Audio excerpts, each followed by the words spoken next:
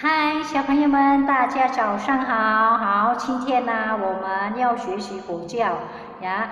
但是呢，我们要学习佛教，我们没有上课哦，我们就是要看电影哦。来，我们ya anak-anakku sekalian, selamat pagi, apa kabar semuanya ya. Oke, sekarang kita belajar agama Buddha dengan Arjuna Lause ya. Tapi di dalam pelajaran agama Buddha kita tidak belajar ya hari ini. Kita menonton film ya. Yuk kita saksikan filmnya.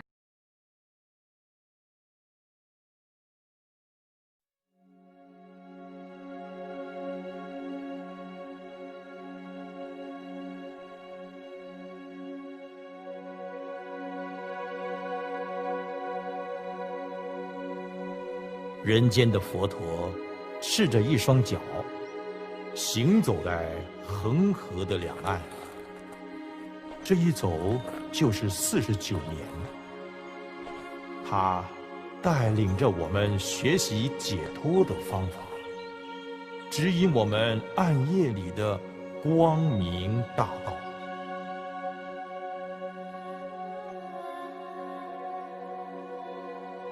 佛陀未出家之前，名叫悉达多，是释迦族的太子。他刚诞生不久，就被相师预言，长大后将是统一全天下的转轮圣王。作为释迦族未来的希望，悉达多在王宫的生活极其从容闲乐，悠悠柔软。但是，为了求得自由解脱的大道，救度众生，超过生死的大海，悉达多骑着白马离开了王宫，来到雪山下的森林修行。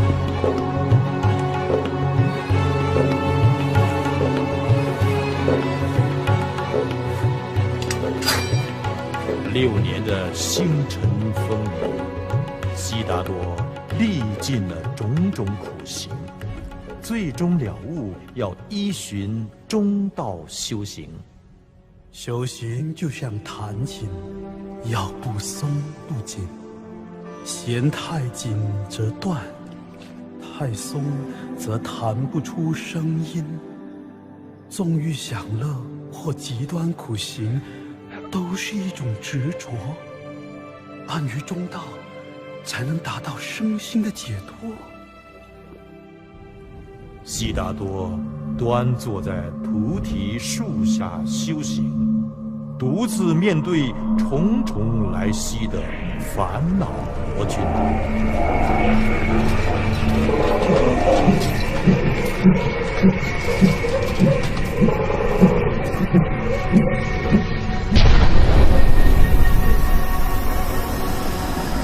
大地可以为我作证。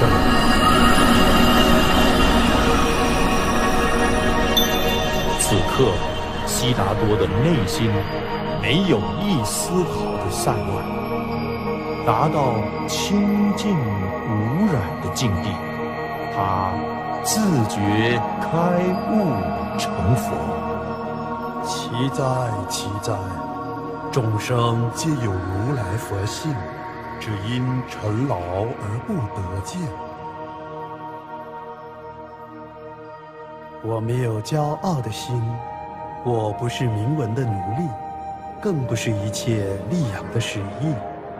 我是为了留步正法，救济沉溺在苦海中的众生而来的。大王，您是国王，应该爱民如您的爱子一样，不要压制人民。生命是平等的，没有什么比生命更尊贵。无论贫富贵贱，每个人的内心都能散发光明。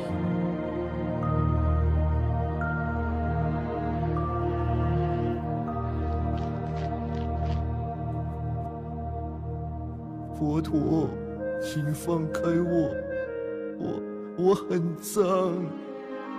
尼提，人不可以看清自己。我们不因出生而尊贵，而是因行为而尊贵。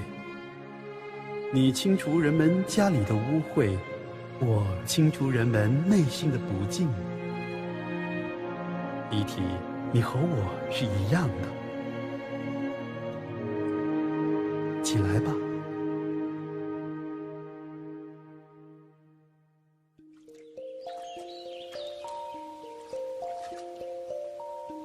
罗侯罗，这盆里的水可以喝吗？啊，不可以。你就像这水一样，本来是清净的，可是你常常撒谎，就像清净的水有着垢秽，谁也不会珍惜你。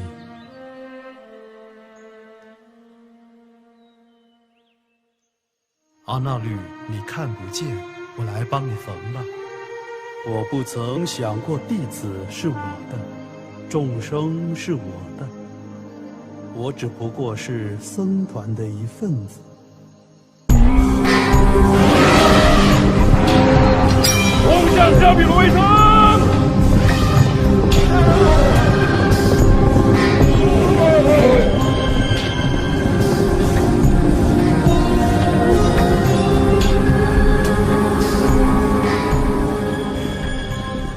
世尊，您为什么要坐在这棵枯树下被太阳曝晒？请到树荫下去吧。金珠的树荫比世间任何的树荫都来得清凉，大王，你感受不到吗？自我证得正觉以来，以八正道、正见、正思维、正语、正业、正命、正精进、正念、正定，教化众生。我说法度众，不曾觉得辛苦。佛陀降生在王宫，青年时出家，历经苦行，在菩提树下成道。80岁的这一天，在梭罗双树间涅槃。我要度的众生，皆已度尽；还未度的众生，皆已种了得度的因缘。你们要以戒为师，随顺我的教法修学，就是佛陀永远在人间。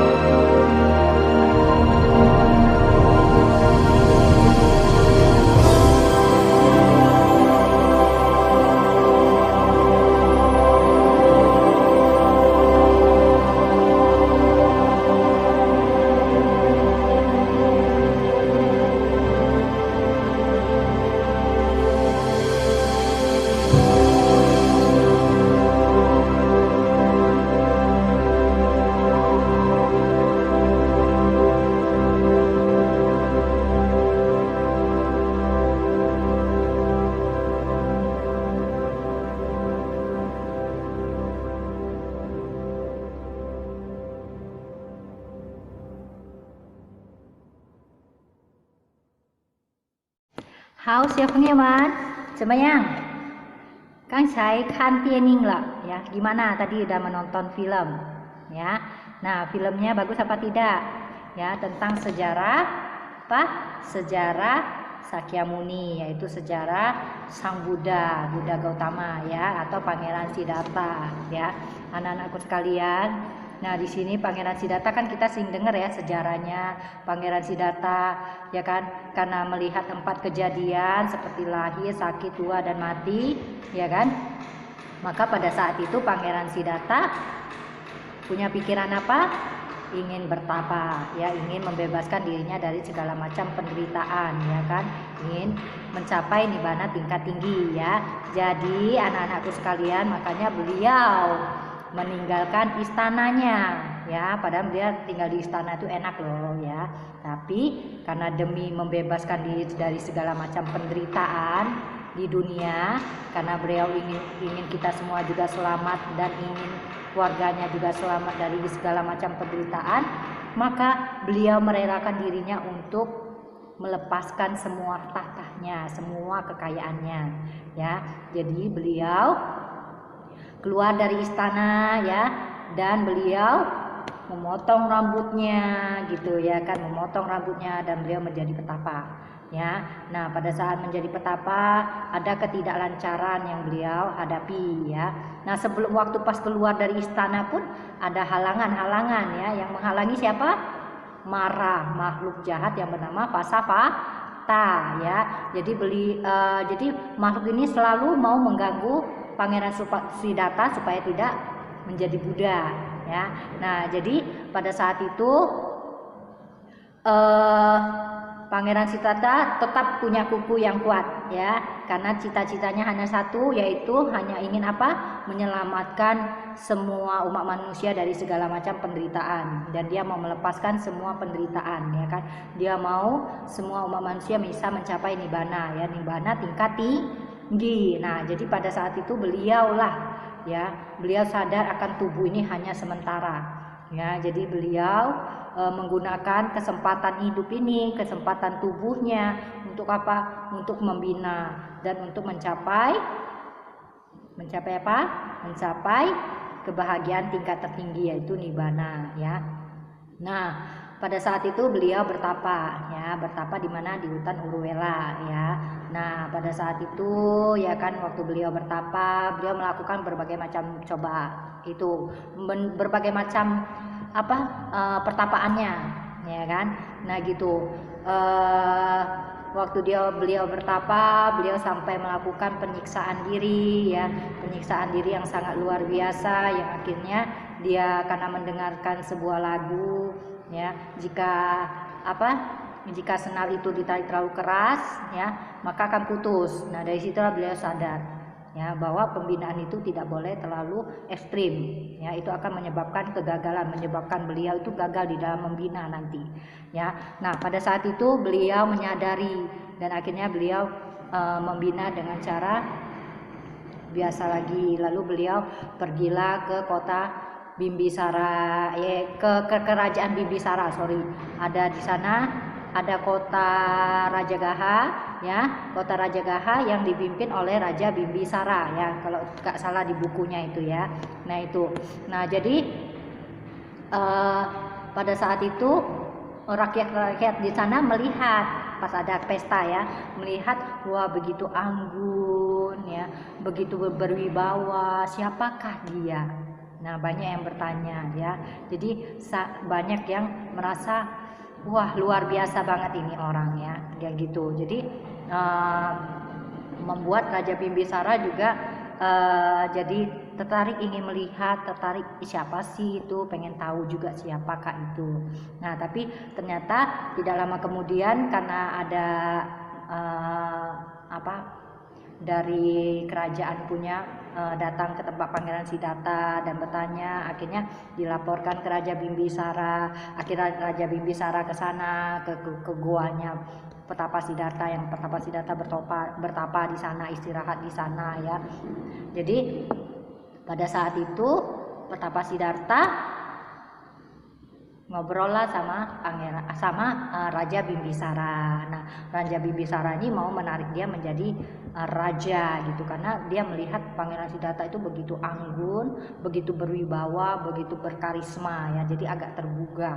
Jadi agak merasa apa ya, wah luar biasa sekali ini ya orang ini. Nah itu, jadi Raja Bimbisara sangat menginginkan Pangeran Siddhartha untuk menjadi raja, untuk menjadi pengikutnya ya kan, tapi menguasai, dikasih tempat untuk menjadi raja di sana dan menguasai daerah sana. Tapi dijelaskan oleh Pangeran Siddhartha bahwa beliau tidak lagi menginginkan hal seperti itu dan beliau ingin bertapa. Nah pada saat itu keinginan itu yang begitu kuat meyakinkan Raja Bimbisara. Akhirnya Raja Bimbisara tergugah dengan kata-katanya Pangeran Siddhartha dan membiarkan Pangeran Siddhartha untuk bertapa, melanjutkan pertapaannya. Dia bilang, jadi Raja Bimbisara ini berkata kepada Pangeran Siddhartha, dia berkata bahwa kalau sudah mencapai kemudahan, jangan lupakan datanglah, kunjunglah ke kerajaannya ya. Nah itu oke. Nah pada saat itu juga beliau coba pergi ke mencari guru-guru ya kan. Jadi ada 2 guru yang beliau hampiri. Yang pertama adalah guru apa? Guru Alara Kalama ya, itu yang pertama ya. Tapi karena beliau tidak menemukan dari ajaran gurunya, beliau tidak menemukan ya, maaf kalau saya ada salah, mungkin ada salah penjelasan, tapi mohon dimaklumi ya, karena saya juga ada belajar ya kan, tapi belajarnya kalau memang ada kesalahan mohon dimaaf ya. Nah jadi guru Alara Kalama ini adalah guru pertamanya ya. Jadi pada saat itu Pangeran Siddhartha mencoba untuk belajar sama guru Alara Kalama ini, tapi karena beliau masih belum menemukan apa yang beliau inginkan ya kan untuk mencapai nibbana, maka beliau pergi lagi ke guru yang kedua ya. Guru yang kedua itu siapa? Udaka Ramaputa ya. Udaka Ramaputa ini adalah guru yang kedua Pangeran Siddhartha. Jadi pada saat itu beliau ini ya, Pangeran Siddhartha ini berguru kepada Udaka Ramaputa. Nah pada saat berguru, apalagi yang terjadi ya, masih belum menemukan apa yang beliau inginkan, apa yang Pangeran Siddhartha inginkan. Akhirnya beliau meninggalkan kedua gurunya ya. Oke. Nah pada saat itu ya kan beliau melakukan pertapaan ya, banyak lika-liku yang beliau hadapi ya kan gitu kan, dari yang beliau sampai dari ekstrim banget membinanya sampai akhirnya beliau mengendorkan diri, tapi tidak terlalu mengendorkan diri juga ya. Beliau benar-benar membina secara apa? Secara baik, secara sehat ya kan. Beliau membina tidak secara ekstrim lagi ya kan gitu. Nah jadi ini banyak lika-liku yang beliau hadapi itu membuat beliau tuh sadar ya kan. Tapi beliau sadarnya itu dari berasal dari, semua datangnya itu dari tiba-tiba ada yang berasal dari alam. Misalnya beliau melihat apa yang misalnya melihat daun jatuh, atau dia dengar tadi lagu-lagu tadi, dia mendengar kicauan burung, atau dia mendengarkan apapun itu dari alam, dan itu yang membuat beliau sadar ya. Jadi sadar akan bagaimana cara membina yang baik ya. Nah tapi karena berkat beliau inilah ya, jadi kita semua itu bisa selamat ya anak-anakku sekalian ya gitu. Jadi berkat beliaulah kita semua itu bisa selamat, bagi yang beragama Buddha ya. Kalau yang beragama lain saya mohon maaf ya. Jadi langsung mohon maaf. Nah jadi anak-anakku sekalian, marilah kita belajar tentang sejarah-sejarah agama Buddha. Kalau kita nggak tahu, kita pelajari ya, karena itu penting untuk kita ya. Tapi juga jangan terlalu ekstrim ya dengan ajaran kita, karena kenapa? Fleksibel ya, kita harus fleksibel, dan lebih penting itu adalah kita harus menolong orang lain. Dan ingat, siapa yang berjasa kepada kita? Yaitu Tuhan dan para Buddha Bodhisattva yang telah menolong kita ya. Jadi jangan lupa kita berdoa ya, kita banyak mendekatkan diri ke Tuhan, kita berdoa ya. Nah, gitu. Lalu memohon kebijaksanaan kepada mereka-mereka ya, kepada Tuhan, kepada Buddha Bodhisattva, kepada para nabi yang punya agama lain ya. Nah itu jadi karena kita masih manusia biasa, tingkat kearifan kita masih rendah, maksudnya masih belum sampai seperti Buddha, jadi kita belajar ya. Jadi kita belajar, jadi agar hidup kita itu menjadi lebih baik dan lebih baik lagi ya, anak-anakku sekalian. Nah, jadi inilah kisah dari Pangeran Siddhartha tadi ya. Untuk melakukan apapun anakku sekalian jangan terlalu ekstrim ya. Lakukanlah dengan yang sedang-sedang, yang dengan membawa kebahagiaan ya. Jangan sampai merugikan diri kita ya. Oke, anak-anakku sekalian, langsung jelaskan sampai di sini. Kalau ada penjelasan yang salah, penjelasan yang kurang tepat, mohon dimaafkan ya. Xie xie dajian, dajian.